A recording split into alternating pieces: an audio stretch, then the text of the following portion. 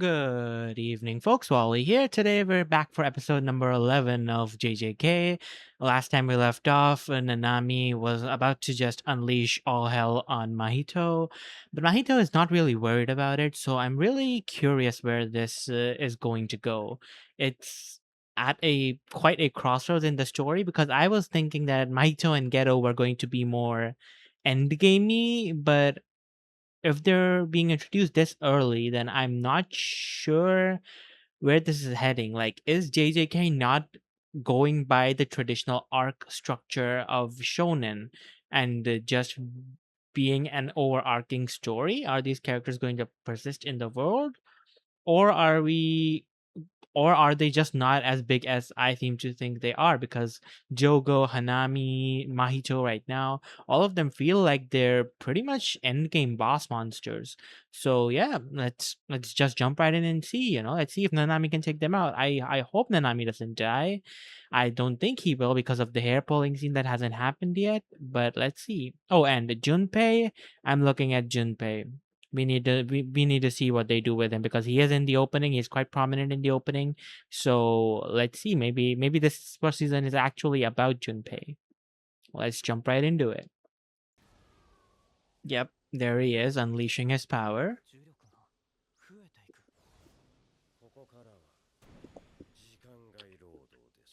What do you mean by that, sir?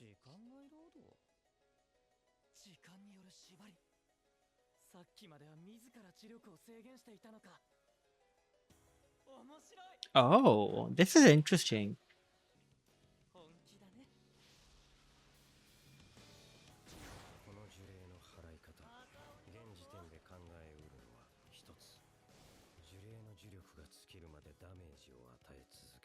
Okay, battle of attrition.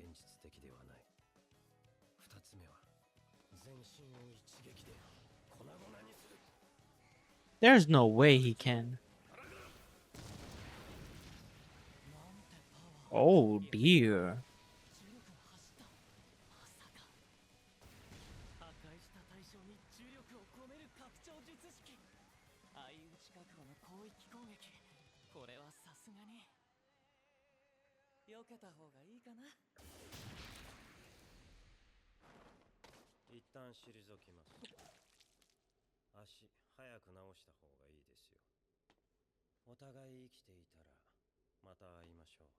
Nanami isn't killing him? Excuse me?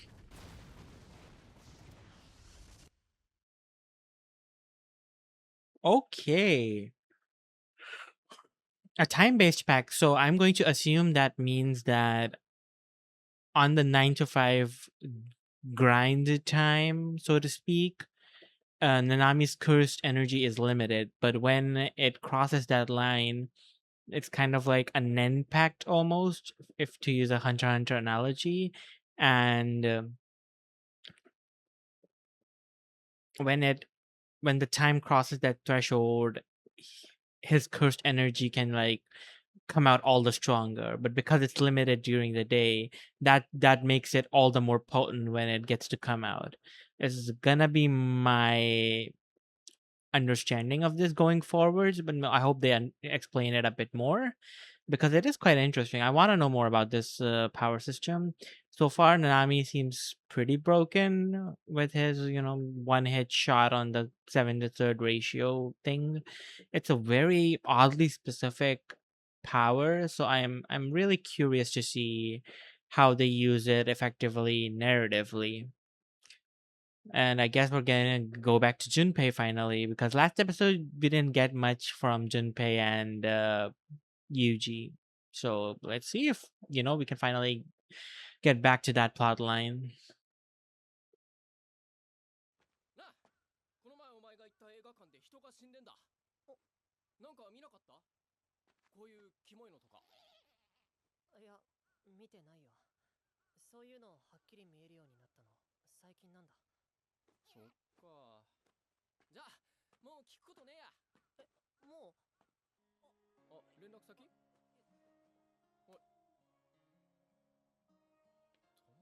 He's making friends, honest to God friends. His mom? Oh god damn. Oh god damn, ma'am. She smokes too.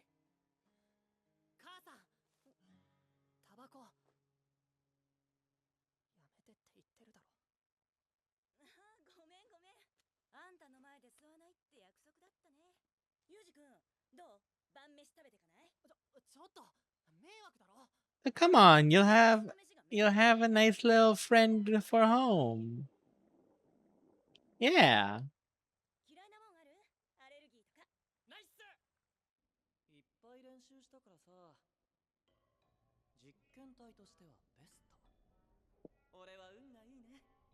So Mahito is a recently spawned demon that doesn't know his own power. Yeah, exactly. That's what I was thinking.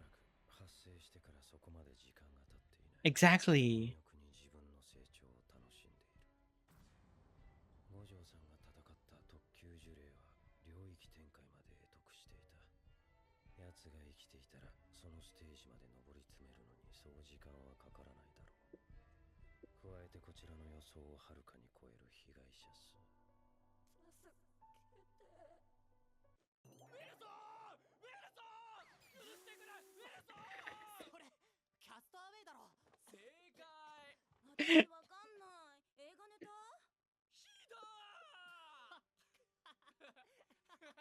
Not the castaway reference. I see mom's happy. Junpei made a friend. This guy don't have any friends. This is like giga progress for him.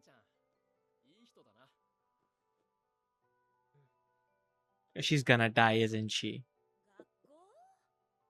Who's the dad?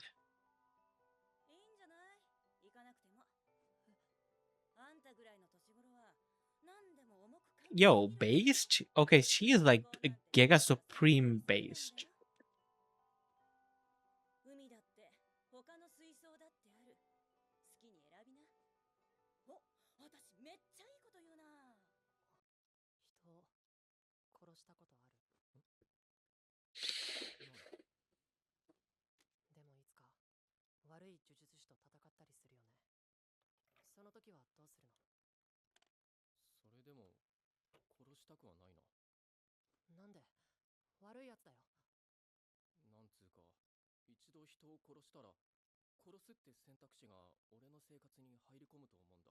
That's very true.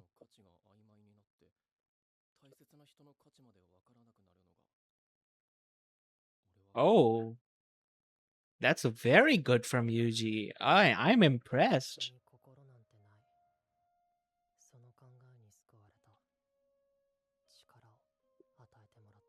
But Yuji has a heart.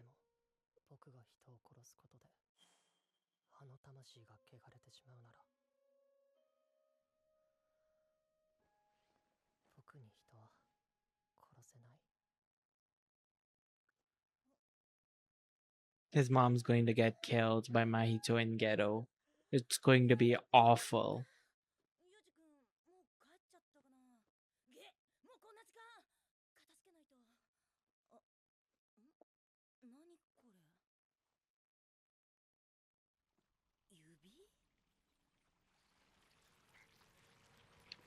Please no.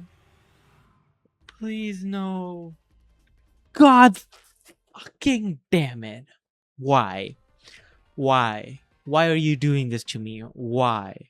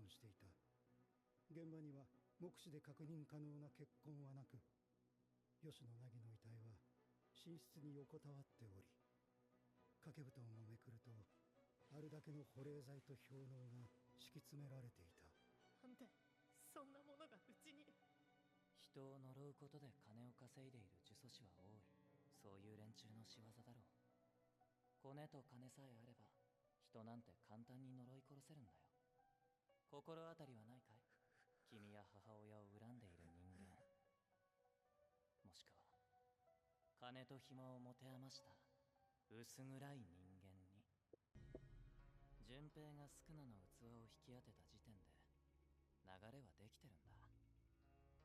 二人をぶつけて虎杖裕二に宿儺優位の縛りを課す。少年院の指はすぐに虎杖裕二が取り込んでしまったからね。吉野純平の家に仕掛けた方は公然に回収させたい。悪巧み？まあね。吉野、なんで？いや、知っているのか？何が起こっているか？先生、ちゃんと見ててね。お前、その傷、それ。これまでのこともこれからのことも、お前は死ぬんだよ。質問の答えがイエスでもノーでも。だって僕にお前の嘘を見抜く術はないし、そうされるだけのことをお前はしてきたからね。最後くらい誠意を見せてくれ。ごめんなさい。No, you deserve it. You deserve to die. You are a shitbag. If you burn someone that much, you deserve to die. I'm sorry. I'm sorry, Yuji. I can't co-sign this saving. This guy deserves to die, so does the fat guy. Both of them should die. 何してんだよ、純平。 Okay, so this was a hell of an episode. Okay, I've really got to stress this show. I hate it when shows do this. They show the most awesome, amazing base character in all the land with Yoshino's mom, and then just destroyed her. I'm so mad. I'm genuinely so fucking mad at Mahito for this. This is insane. And the fact that he's trying to force Yoshino down this dark path. I'm not sure what the grand plan is for Geto, but what Geto is trying to do is force these two to clash and break or stain a part of Yuji's soul. I think that's the master plan, is to give Sukuna more and more power through fingers and then break Yuji's soul and kill that Batman inside him. I must not kill. I don't want to like lose that part of me and have killing as an option even. And what Geto is trying to do is specifically trigger a situation where Yuji sees something unforgivable happen and is forced to make that choice. And to do this, he's made Yoshino, who's going to be a human, first of all, that Yuji is going to kill, but also he needs Yoshino to have sufficient motivation that this does not get blown over. This is something where Yoshino is willing to die for it. And killing his mom and putting him through this revenge arc is the perfect way to just trigger this course of events where Yoshino would sooner die than let this shit slide. That bully deserves it. I'm just gonna say it. I know what the show was trying to do in showing us that even these guys, despite how horrible they are, don't deserve death. But some people do, and the burn scars, they did a really good job hiding it with the bangs and then uncovering it to show like why he's hiding his head like that now. And seeing all those burn scars, that's a 100%, 100 million% worth killing him. I don't care. That guy, Shoda or whatever his name is, he's a dickbag, a douchewad. He deserves to get stabbed in the alleyway. He deserves to get thrown off a cliff. And the fat teacher guy, yeah, him too. He gotta go too. We don't stand for these toxic assholes. Get him out. Get him out. Get him out. I'm genuinely rooting for Junpei to go on this absolute rampage and kill all these assholes. They gotta go. Like, I'm always here for a bully gets what they deserve arc.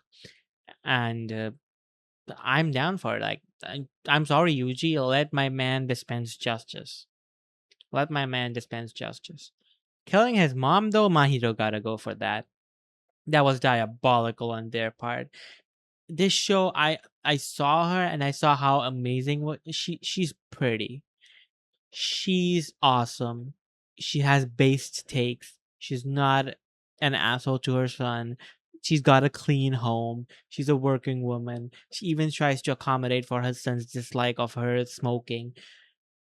What more do you need to make a character extremely likable and rip them? I was dreading it. I know what this show is. This is fucking Game of Thrones rules over here. Nobody's safe. I was hoping against hope that she would get saved. Killing her, man, that was just wrong. That was like that makes me feel justified in Junpei's crash out, like the most valid crash out ever. Misdirected but valid. The first half of this episode was pretty boring, I'll say. There wasn't that much to talk about. Just, the only interesting thing was that we learned that Mahito is still a juvenile. He's been recently formed. And he might actually be a product of Junpei's hatred for humans and other people that caused him to manifest. But Mahito is still very young, and he's not like a diabolic mastermind. He's more Ghetto is the mastermind. Mahito is the weapon that he's grooming. It's like an all for one for all and Shigaraki kind of situation where Mahito is like this child's cursed spirit, and Ghetto is trying to mold him into a weapon to just destroy everything. And I'm thinking that the ultimate plan is to compromise Yuji's psyche and Yuji's code enough to where he hands over complete control to Sukuna, and Sukuna is just there. Like Ghetto wants Sukuna out because Ghetto so far seems to be like an agent of chaos and anarchy, and I think Sukuna just being free and killing people and just doing shit is what Ghetto wants, and that's the ultimate goal, is getting rid of Yuji and breaking Yuji and his spirit so that he surrenders to Sukuna willingly. But I'm really interested to see what next episode goes. Stay tuned. Bye bye.